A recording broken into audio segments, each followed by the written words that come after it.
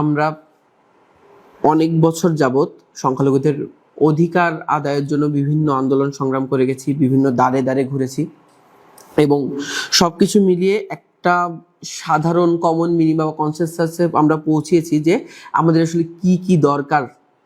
তো মোটামুটি সর্বসম্মতিক্রমে আমরা 8টা দফা সিলেক্ট করেছিলাম যেইগুলো আসলে আমাদের দরকার। তা নিয়ে আমরা গত প্রায় বছরেরও উপরে আন্দোলন করে যাচ্ছি। সরকারের সাথে অন্তর্বর্তীকালীন সরকারের প্রধান উপদেষ্টা তিনি বলেছিলেন 8টা দফাই যৌক্তিক, এবং সরকারের বিভিন্ন মহল থেকে বলা হয়েছিল এগুলো আসলে যৌক্তিক দাবি। বিভিন্ন রাজনৈতিক দলের পক্ষ থেকেও বলা হয়েছে যে এগুলো আসলে যৌক্তিক দাবি।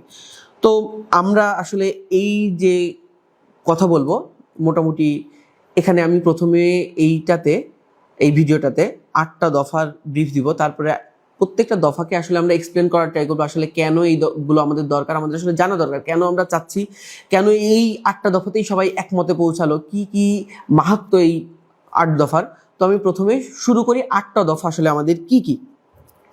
তো আমাদের 8 দফার প্রথমে ছিল সংখ্যালঘু নির্যাতনের বিচারের জন্য নিরপেক্ষ তদন্ত কমিশন গঠনের মাধ্যমে দ্রুত বিচার ট্রাইব্যুনাল গঠনপূর্বক দোষীদের দ্রুততম সময়ে উপযুক্ত শাস্তি প্রদান, ক্ষতিগ্রস্তদের যথোপযুক্ত ক্ষতিপূরণ প্রদান ও পুনর্বাসনের ব্যবস্থা করতে হবে।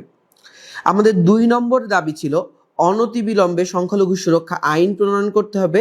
3 নম্বর দাবি সংখ্যালঘু বিষয়ক মন্ত্রণালয় গঠন করতে হবে। 4 নম্বর হিন্দু ধর্মীয় কল্যাণ ট্রাস্টকে হিন্দু ফাউন্ডেশনে উন্নীত করতে হবে, পাশাপাশি বৌদ্ধ ও খ্রিস্টান ধর্মীয় কল্যাণ ট্রাস্টকেও ফাউন্ডেশনে উন্নীত করতে হবে। 5 নম্বর দাবি ছিল দেবোত্তর সম্পত্তি পুনরুদ্ধার ও সংরক্ষণ আইন প্রণয়ন এবং অর্পিত সম্পত্তি প্রত্যর্পণ আইন যথাযথ বাস্তবায়ন করতে হবে।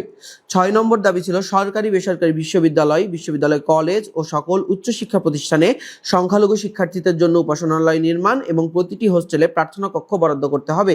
7 নম্বর দাবি সংস্কৃত ও পালি শিক্ষা বোর্ড আধুনিকায়ন করতে হবে।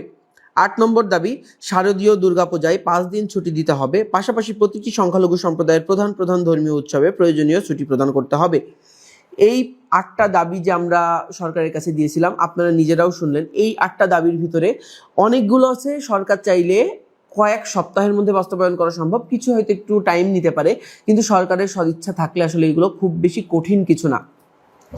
তো আমরা আসলে এই 8টা দফার উদ্দেশ্যে এই প্লেলিস্টটা তৈরি করা, যেখানে আমরা আসলে দেখব যে প্রত্যেকটা দাবি আসলে আমাদের কিভাবে ইম্প্যাক্ট করতেছে, এই দাবিগুলো আদায় হইলে আমাদের সংখ্যালঘু সম্প্রদায়ের কি কি লাভ হবে, এবং পাশাপাশি বাংলাদেশ অ্যাজ এ কান্ট্রি, বাংলাদেশের কি কি লাভ হবে, সরকারেরও কি কি লাভ হবে, যেখানে আসলে পুরো বহির্বিশ্বের কাছে বাংলাদেশের মুখ উজ্জ্বল হবে যে আসলে সংখ্যালঘু সম্প্রদায়ের জন্য সরকার এই কাজগুলো করতেছে। এবং একটা দেশের ওভারঅল স্থিতিশীলতা নিশ্চিত করতে হলে আপনাকে আসলে প্রত্যেকটা কমিউনিটিকেই তার অধিকার দিতে হবে, না তো ওই দেশটা কখনোই প্রপার প্রোগ্রেস করতে পারবে না। তো আমরা আজকে দেখলাম আমাদের প্রত্যেক 8টা দাবি, এবং এরপরে আমরা প্রত্যেকটা আলাদা আলাদা ভিডিওতে আসলে ব্যাখ্যা করার চেষ্টা করব প্রত্যেকটা দাবি কেন ইনক্লুড করা হয়েছে, তার মাহাত্ম্য কি, এবং এইটা দ্বারা আমরা কিভাবে সংখ্যালঘু হিসেবে এবং বাংলাদেশ ওভারঅল লাভবান হতে পারে। ধন্যবাদ।